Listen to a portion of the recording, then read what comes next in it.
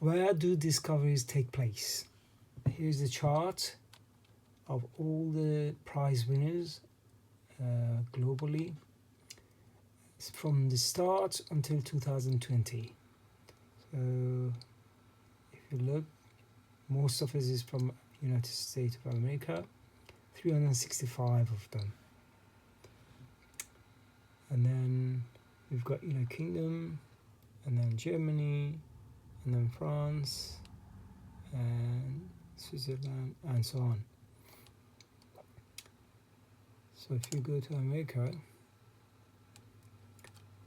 you can see is Cambridge and New York is most of them.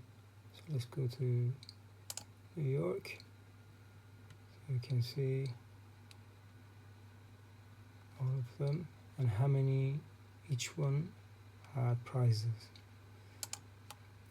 And let's go back and go back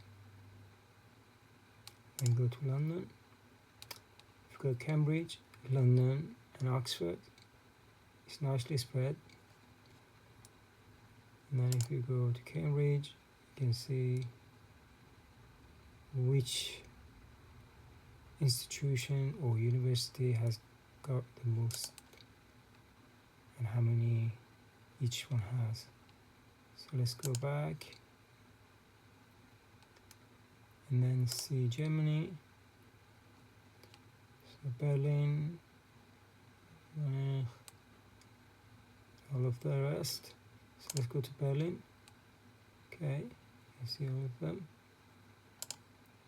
Go back and then let's see France.